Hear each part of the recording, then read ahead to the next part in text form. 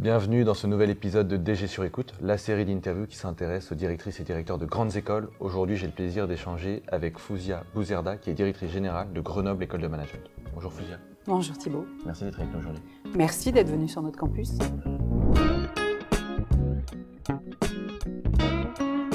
Fouzia Bouzerda, dans cette première partie, on va s'intéresser à vous en tant que directrice générale de Grenoble École de Management. Pour commencer, est-ce que vous pourriez rapidement revenir sur votre parcours et vos fonctions ?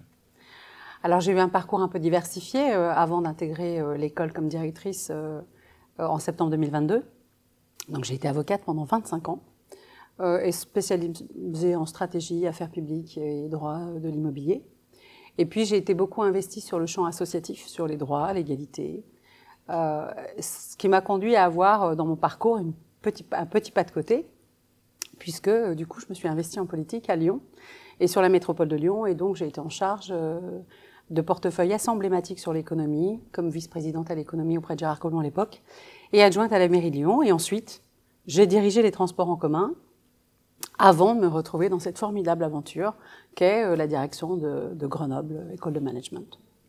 Vous êtes passé du monde du droit et de la politique à la direction générale d'une grande école de management. Pourquoi cette transition ? Mais en fait, parce que tout le parcours que j'ai eu, c'est un parcours qui a été adressé par des valeurs. En fait, la seule chose que j'ai toujours voulu faire, c'était être avocate. Parce que c'est moi, je voulais justice, droit.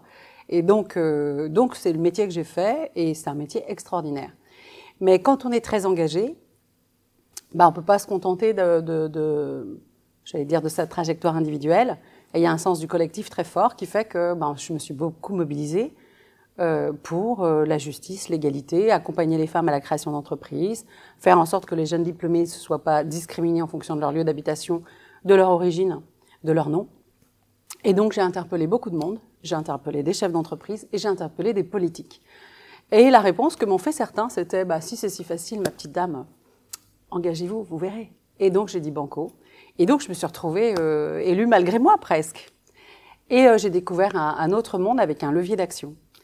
Et je me suis beaucoup engagée, ça a correspondu aussi à ma dynamique, à ma personnalité, et j'ai pu faire changer un certain nombre de choses, m'investir dans un territoire assez extraordinaire.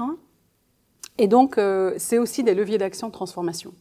Et là, pourquoi finalement être arrivée à Grenoble École de Management ? C'est parce que c'est des valeurs, elle porte ses valeurs comme société à mission. Et c'est surtout parce que quand on veut bouger, influer sur un certain nombre de choses, quoi de mieux que de former les acteurs de demain ? Et donc, presque la boucle est bouclée, mais c'est des choses qui sont dans un parcours et qui ne sont pas forcément écrites au départ. Et ce que je dis souvent aux étudiants, c'est que la vie, elle a plus d'imagination que nous. Il faut lui laisser avoir de l'imagination, mais il y a une chose qui est importante, c'est d'être toujours prêt à saisir les opportunités. Il faut être dans ce mindset-là, et donc être toujours acteur. Et pour être acteur, il faut s'ouvrir aussi aux autres. On ne réussit jamais rien seul. Et donc, le sens du collectif, le parcours associatif, ce qu'on se trouve dans ces écoles-là, c'est extraordinaire. Et donc voilà, je me retrouve finalement sur une trajectoire, on dit quel rapport ? Si, le rapport c'est les valeurs, l'engagement et la capacité à toujours être un levier d'action et à mobiliser ce bon niveau-là. Et là, on a besoin d'étudiants bien formés, lucides, encouragés, parce que c'est des lieux de transmission de compétences assez extraordinaires. En tout cas, à GEM, c'est juste incroyable l'opportunité qu'on donne à ces étudiants. En miroir avec cette réponse, qu'est-ce que vous souhaitez insuffler, apporter à Grenoble École de Management ? À l'école, la capacité à répondre à toutes ces transformations, c'est-à-dire qu'une crise, c'est aussi une opportunité. Et donc, c'est aussi l'occasion de revoir un peu la maquette. C'est aussi l'occasion de se dire, les choses changent, on ne va pas faire comme avant. Quels sont aussi les leviers ? On ne transige jamais sur l'excellence, on ne transige jamais sur l'intégrité et les valeurs. Par contre, ça permet de reposer le modèle. Et donc, dans un territoire chez nous qui est un territoire d'innovation, de mindset, d'ouverture, d'écosystème, ça c'est un levier extraordinaire. Et donc, on veut l'apporter. On veut le porter, l'incarner dans l'école, l'apporter à l'écosystème et permettre à nos étudiants d'être des acteurs en fait. Et je veux dire, le combo, il est magique à GEM. Il est magique. Merci Fouzia. On va basculer sur la deuxième partie de notre échange qui sera consacrée à Grenoble École de Management hier, aujourd'hui et demain. Pour commencer, est-ce que vous pouvez nous représenter la trajectoire et l'histoire de GEM ? GEM, c'est une école de commerce un peu atypique. Elle est née de son écosystème il y a 40 ans. Donc on fête les 40 ans cette année. Et donc, pourquoi l'écosystème? C'est un écosystème de la tech et de l'innovation. À l'époque, tout le monde ne faisait pas de la tech et de l'innovation, et ce territoire, oui. Il capte 15% des financements en innovation et en recherche pour moins de 1% de la population. Parce que c'est là qu'on fabrique des éléments majeurs en matière de nanotechnologie. C'est de là où ont émergé des géants internationaux de ce territoire grenoblois et isérois. Et donc, ce territoire et ces acteurs majeurs de l'innovation ont voulu leur école de commerce parce qu'ils voulaient qu'il y ait une école qui comprenne en fait ce qu'ils font. Pas juste une coloration, mais qui soit au cœur en fait de cette innovation. Et GEM a une place assez exceptionnelle, je crois qu'aucune autre école de commerce n'a, c'est que on est fondateur du campus Giant, avec ses grands de la recherche, comme le CEA, le CNRS, l'INRIA fondateur. On participe tous les mois au COPIL de l'IRT Nanotechnologie. On y parle tranche de silicium, on y parle LIDAR, mais on y fait quoi, nous? Nous, on est l'acteur agile, l'acteur qui fait de l'ingénierie pédagogique, qui développe une nouvelle manière, en fait, de cranter avec ses acteurs, qui anime en fait le parcours associatif local de ces grandes entreprises, de ces grands établissements de recherche qui sont ultra connectés et qui travaillent ensemble. C'est ça en fait le succès de ce territoire. Selon vous, quelles sont les forces et les axes différenciants de Grenoble École de Management en 2024? Moi, je dis qu'on a des cours, une manière de pédagogie qui change. On parle beaucoup d'IA générative, et il y a aussi l'expérience qu'on vit. À GEM, quand vous faites des cours de marketing, vous le faites aussi en expérimentant les plateformes. Vous avez toutes les plateformes à votre disposition et il n'y a pas que ça. Il y a de l'ingénierie. Je vous donne un exemple. On essaye de travailler, alors il y a des business cases qu'on récupère d'ailleurs des États-Unis, et nous on essaye de travailler avec nos entreprises qui ont des cas d'études assez extraordinaires. Là, le dernier qu'on a développé, c'était par exemple avec Rossignol. Il s'avère qu'on est autour des montagnes, que c'est assez fantastique, mais qu'il y a un enjeu, c'est quoi la montagne avec le changement climatique? C'est quoi le ski avec le changement climatique? Et c'est quoi l'enjeu d'intégrer les transitions sur ces nouvelles manières d'envisager la montagne, les sports, ce loisir-là? Et on travaille avec Rossignol et qui nous donne toutes ces données, ces datas, et nos enseignants-chercheurs, pendant plusieurs mois, ont élaboré à partir de ces datas des cours. Mais ils l'ont fait avec notre équipe d'innovation à GEM Labs et ils se sont dit, mais expérimentons ces cours, une nouvelle manière à la fois d'adresser le sujet sur le fond et à la fois de l'adresser sur la forme. Et donc, on a développé un cours de 10 heures en réalité immersive. Chacun va à son rythme, mais avec une pédagogie, avec une interface avec son enseignant. Et du coup, pour pouvoir intégrer ce cours de transition à partir d'un cas d'entreprise et sur ce côté immersif, puisque ça faisait partie aussi de la promesse campus virtuel de GEM. Et à côté de ça, non seulement on s'est occupé de nos étudiants, et qu'on a massifié, parce que c'est plusieurs milliers d'étudiants, donc la capacité à massifier n'existe pas sur cette dynamique de cours. Donc on voit bien ce que propose en fait l'école en termes d'expérience et d'innovation pédagogique, mais derrière, on le transfère également aux entreprises, puisqu'on a fait, on parle beaucoup d'IA, on a fait bûcher sur ces briques d'immersion et ces sujets-là, des directeurs de business unit étrangers européens qui travaillent sur l'IA et qui se questionnent sur la manière d'appréhender ce sujet-là avec leurs clients. Donc voilà, l'enjeu pour nous, c'est de ne pas être une île, c'est d'être très ouvert et d'intégrer un écosystème, puisque c'est le levier qui fait que on apporte de l'innovation, de l'expérience, de la data pour nos étudiants. Vous avez mentionné, Fouzia, GEM Labs, justement, pour celles et ceux qui ne connaissent pas, est-ce que vous pouvez un peu nous représenter, parce que c'est une des particularités de GEM? Alors, on a 3 campus, 2 à Grenoble, donc le campus principal, et on a développé un campus d'innovation. Ce campus d'innovation, on a développé des plateformes, et au fur et à mesure, elles évoluent, elles se construisent, elles se transfèrent, et c'est des plateformes technologiques. On s'est dit, pour nos étudiants, ça pourrait être intéressant aussi d'avoir une expérience et de voir comment se construit le business. Donc, il y a un magasin connecté avec un partenariat qu'on a fait avec un grand acteur de l'alimentaire. Et donc, on expérimente plein de choses. Je donne un exemple. Vous venez, c'est comment on traque. On a développé une plateforme, c'est une rue connectée. Vous arrivez sur la part témoin connecté également, vous passez sur la rue, et là, vous êtes filmé, analysé. Et donc, l'enjeu, c'est de confronter aussi la technologie, les cours, le marketing et aussi l'éthique C'est-à-dire, qu'est-ce qu'on peut identifier, votre âge, votre origine, votre ethnie. Et donc là, vous le faites en expérience. C'est pareil pour la cabine témoin. Je choisis ça. Est-ce qu'il y a des likes? Est-ce qu'il y a une musique dédiée Est-ce qu'on arrive à définir quelle musique vous pouvez aimer au regard du choix que vous faites du vêtement? Tout ça, on l'expérimente. C'est pas uniquement un prof qui vous l'explique. Vous le vivez. Et du coup, il y a cette interface qui fait qu'il y a à la fois le cours, il y a à la fois le business, mais il y a aussi les réflexions d'éthique, les réflexions qui doivent émerger sur ces sujets-là. Et à côté de ça, vous avez aussi un playground où on développe des jeux sérieux, où on les transfère, et puis un lab d'innovation, un team lab d'innovation, où là, on va poser des sujets et on va faire participer nos étudiants, par exemple, à des séquences avec un COMEX d'un grand groupe qui veut poser un nouveau sujet, avoir un pas de côté, un regard distant. Et dans cette configuration, on a différents personas et on dit à nos étudiants, voilà, vous allez être intégrés à ça, vous allez réfléchir avec ce COMEX international. Et à côté de ça, c'est aussi des plateformes sur lesquelles on échange et qui sont des lieux d'expérimentation pour nos enseignants-chercheurs. Plutôt que d'aller interroger individuellement des personnes par questionnaire, ils font leur expé de recherche là-bas. Et donc, parmi les expés de recherche, ça, ils en sont friands, nos étudiants, c'est, voilà, je vais dans le shop connecté, et puis je vois plein de canettes de bière. Et je dis, laquelle je choisis? Parce que la bière, il n'y a pas beaucoup d'alcool, je peux me lâcher. Et en fait, est-ce que ce qui est le plus prégnant pour votre choix, c'est de voir le nombre, le taux d'alcool, ou est-ce que c'est de matérialiser des shots de soda et pas des shots, de vodka? Et forcément, il y a un impact différent quand vous voyez que dans une bière, il y a 3 shots de vodka. C'est pas la même chose que de lire un.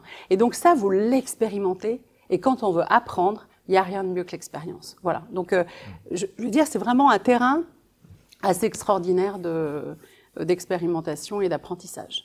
Merci, Fouzia. Je crois que vous êtes en train de boucler votre prochain plan stratégique. Est-ce que vous pouvez rapidement nous faire un petit bilan de ce qui a été fait jusqu'à présent et de la trajectoire qu'aura GEM les prochaines années?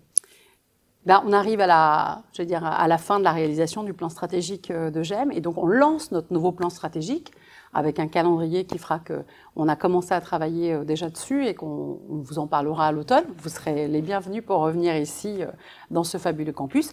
Et parmi nos projets stratégiques, on avait l'inauguration, l'ouverture et la réussite du campus de Paris, puisque nous étions à Paris depuis 10 ans, mais que nous avons ouvert en propre. On voit bien, on est dans un des bâtiments de ce campus. Et que c'est une promesse assez incroyable parce qu'on voulait un campus qui ressemble à l'école. On voulait un campus qui soit bas carbone, ossature bois, avec de la géothermie intégrée, qui ressemble en fait aux valeurs, à l'engagement de GEM.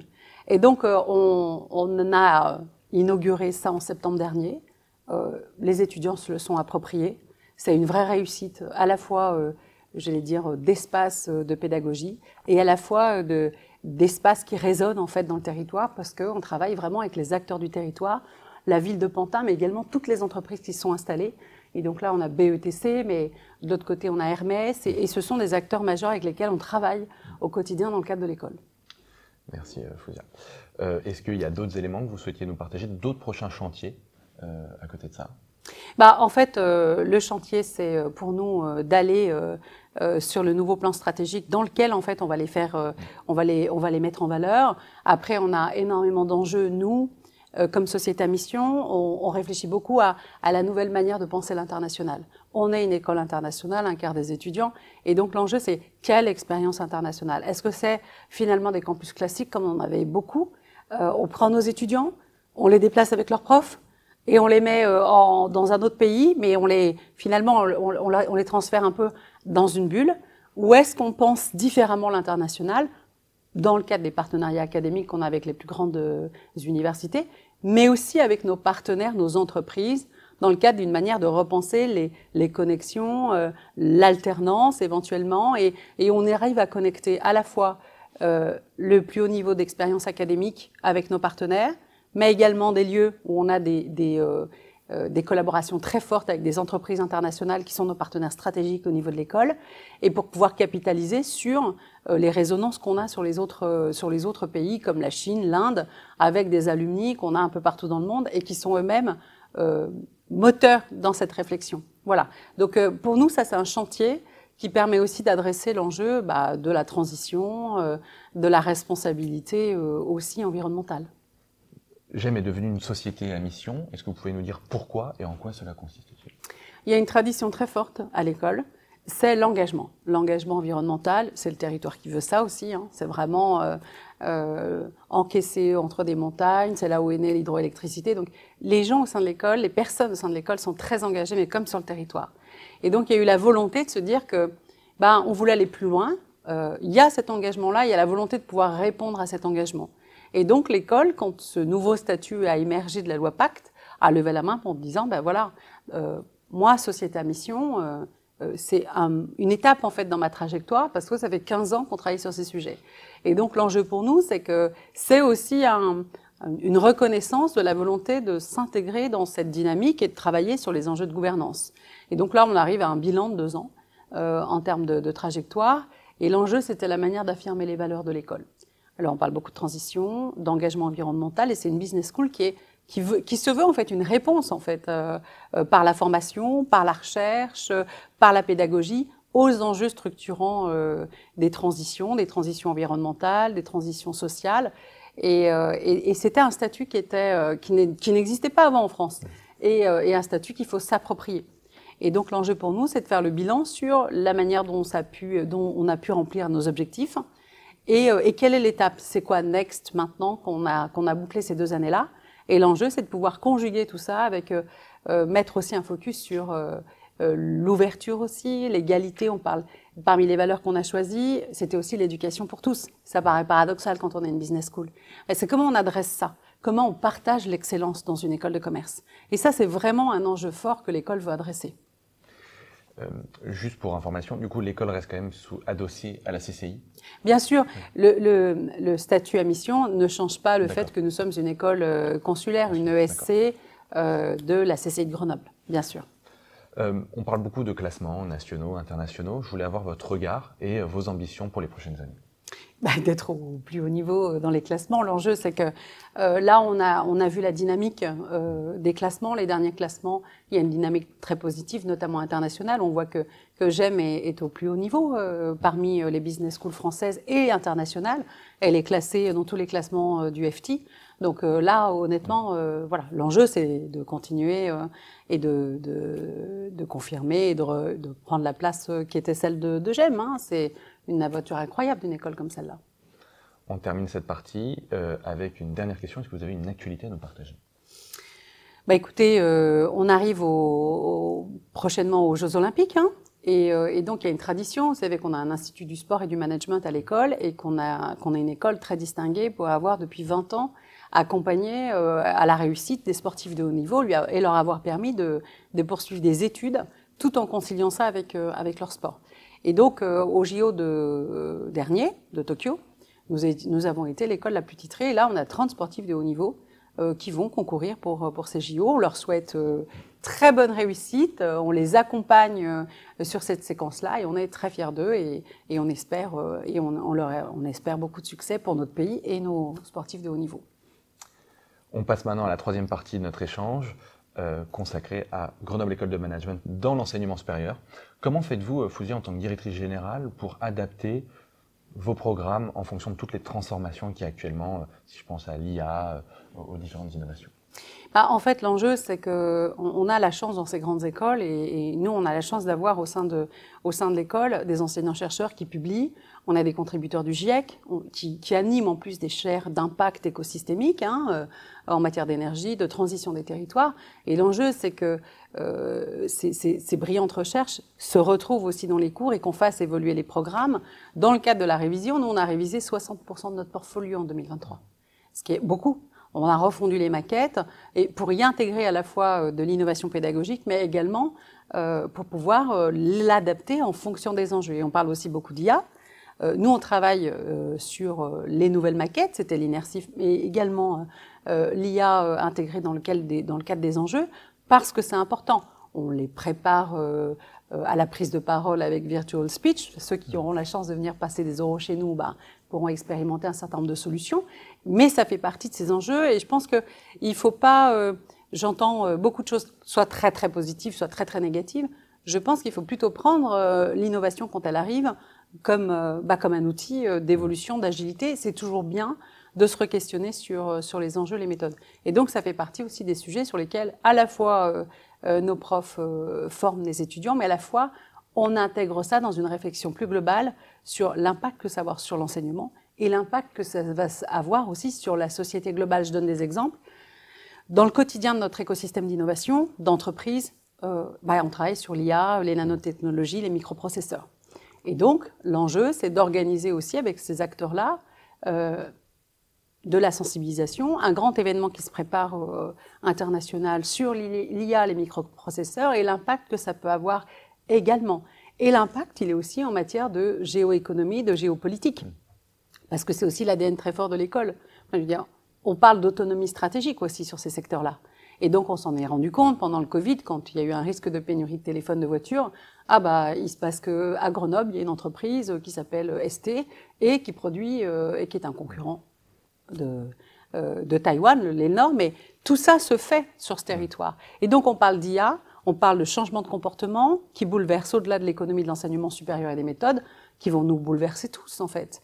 Et c'est comment on adresse aussi les comportements. Et dans tous les programmes de recherche en innovation sur ces sujets-là, il y a toujours une brique impact comportementaux, économiques, écosystème, souveraineté. Et donc, nous, on est chargé par notre écosystème de recherche de travailler, en tout cas nos enseignants-chercheurs, de travailler sur ces sujets-là. Et ce qui est bien, c'est que dans une école, on les adresse pas uniquement, tiens, je change de méthode pédagogique, ah ouais, t'as utilisé ChatGPT, non. On les remet dans l'innovation, on l'intègre à la manière de penser l'expérience, avec les plateformes d'innovation, mais aussi on a une vision plus globale de l'impact que ça va avoir sur nos vies, sur notre façon de vivre, d'échanger, de communiquer, sur l'impact que ça va avoir sur l'économie et sur la globalisation en fait de ces sujets. Et je trouve que voilà, on n'est qu'à l'amorce de tout ce qu'on va. Mais bon, un grand événement se prépare là-dessus et donc j'aime un répondu présent pour pouvoir l'organiser pour notre écosystème d'innovation. Donc voilà. On va parler maintenant de la réforme du BUT. Fouzia, je voulais savoir quel a été l'impact de l'arrivée du BUT 3 sur votre recrutement à ST1. Est-ce que vous l'aviez anticipé et comment est-ce que vous alliez le compenser ? On avait pressenti que forcément une année supplémentaire, ça décalait d'autant l'intégration. Après, une école, toutes les écoles de commerce on est impacté par les réformes du bac, des maths, plus de maths. Donc ça impacte nécessairement. L'enjeu, c'est de s'adapter. L'enjeu, c'est de prendre en compte cette donnée et d'avoir quand même une vision globale de la manière à la fois d'intégrer et puis de la manière dont le marché évolue également, très concrètement. C'est que le développement de bachelor. Donc l'enjeu pour nous, c'est de garantir et de soutenir les classes prépa, parce que c'est une formidable réussite de l'éducation nationale, des profs de grande qualité, une excellente formation, une formation, j'allais dire, dans laquelle on a beaucoup travaillé pour qu'il y ait un continuum, et on a des parcours qui garantissent ce continuum, notamment à GEM, et à côté de ça, le développement de bachelor avec une vision un peu différente, plus professionnalisante, dans lesquelles on injecte de l'alternance, qui permettent aussi d'avoir une offre complémentaire. Et nous, traditionnellement, on a aussi le développement d'un bachelor international reconnu, avec l'actualité cette année qu'il a intégré la Banque des Preuves Sésame, et on va avoir pour la première fois des oraux à Paris, à Grenoble bien sûr, mais également à Paris, dans ce très beau campus. Fouzia, vous avez d'ores et déjà un peu répondu à ma prochaine question, qui était celle des classes préparatoires. Est-ce que vous êtes encore attaché au vivier des prépas, et est-ce qu'il est suffisant pour une école comme Grenoble École de Management ? Alors, on est très attaché en fait au modèle des classes prépa. Je l'ai dit, ça fait partie des réussites en fait de l'enseignement français. Et donc, l'enjeu pour nous, au-delà du continuum, effectivement, c'est de garantir et d'accompagner. Et donc, les grandes écoles de management françaises ont accompagné, ont financé une campagne de communication, sont en lien avec l'ensemble des proviseurs et des professeurs pour pouvoir garantir ce modèle-là. Et en même temps, d'être alerte sur les différentes réformes de l'enseignement supérieur qui peuvent percuter les enseignements. Après, oui, c'est suffisant pour certaines écoles, en tout cas pour GEM, c'est suffisant. L'enjeu pour nous, c'est de pouvoir aussi accompagner ce modèle-là et de démontrer sa pertinence à la fois aux autorités et puis aux étudiants. C'est une formidable opportunité que de pouvoir bénéficier de cet enseignement. Et aussi un nouveau vivier qu'on n'imaginait pas forcément il y a quelques années, c'est le vivier des classes préparatoires littéraires. Oui, et je pense que le levier est aussi là parce que ces classes prépa et notamment ces étudiants, parfois on fait des maths, parfois n'en ont pas fait. Et donc l'enjeu, c'est vraiment de les accompagner, de leur dire que c'est possible d'intégrer une école de commerce, qu'on peut y réussir, même si on a eu une prépa différente et que c'est à nous de bien les intégrer. Et donc on s'est mobilisé aussi pour qu'ils puissent se dire, mais ouais, bien sûr, je pense que c'est une vraie opportunité. Et on voit l'évolution, entre guillemets, et la manière de mieux intégrer, de mieux faire connaître. Fouzi, on arrive déjà au terme de cet épisode de DG sur écoute. On terminera avec une dernière question, une question ouverte. Selon vous, à quoi ressemblera l'école de management de demain? Alors, pas politiquement correct, mais je pense que on est très organisé et contraint avec des accréditations, vraiment la définition de CTS très précis. Et moi, j'avais, en tout cas, je ne sais pas si c'est ça demain, mais moi, je me dis que quand on veut intégrer une école, on a besoin aujourd'hui de compétences très très différentes. On le voit bien. J'aime à initier très tôt des doubles diplômes, de l'hybridation de compétences. Et je me dis qu'aujourd'hui, on ne forme plus à un métier, un premier ou un deuxième métier. 60% des métiers que vous connaissez vont disparaître en 2030. L'enjeu, c'est comment on vous donne quand même le socle de compétences qui va vous permettre de faire face avec agilité au monde qui se transforme. Et donc, qu'on ait une école qui vous délivre toute cette somme de compétences-là, qui vous délivre un diplôme, une reconnaissance, mais qui aille au-delà et qui vous permette d'avoir la capacité à envisager le monde, parce qu'il y a une grosse responsabilité, on dit c'est les acteurs de demain, c'est une grande responsabilité de dire que waouh, ça repose sur nos épaules. Et donc, c'est une école qui arrive aussi à vous offrir une expérience, et une expérience aussi individualisée de parcours. Voilà. Et donc avec la technologie, mais c'est pas le sujet. Le sujet, c'est comment, dans un monde qui va changer, les métiers vont disparaître, il y en a d'autres qui vont se configurer. Comment aujourd'hui je peux aborder ce monde-là avec confiance, avec assurance sur ma capacité à être un acteur. Et donc je pense que ces écoles-là, nos écoles, elles doivent pouvoir y répondre en vous assurant à la fois les compétences, l'expérience et la capacité à vous renouveler. On parle beaucoup de long life learning, mais on le voit pas beaucoup. Moi, j'ai passé ma vie à changer de cycle et j'ai passé ma vie à apprendre un nouveau métier, une nouvelle phase. Quand on est dans cet état d'esprit, on n'aborde plus les choses avec anxiété, on n'aborde plus les choses en question en se disant « oh là là, je prends des risques ». On l'aborde avec un autre mindset. Et ce mindset-là, il faut que nos étudiants puissent aussi en profiter, en bénéficier en disant « moi, j'ai été bien formé, je suis formé à changer, à disrupter, à apprendre en permanence ». Et c'est la promesse qu'il faut leur faire à eux, mais finalement à tous ceux qui aujourd'hui vont changer de trajectoire, de métier. Et en tout cas, c'est la promesse qu'on fait aussi à nos alumni. Merci Fouzi d'avoir été avec nous aujourd'hui. Merci Thibaut pour cette invitation et encore ravi de vous avoir accueilli à Paris. On se retrouve très bientôt pour un prochain épisode de DG sur écoute. Au revoir.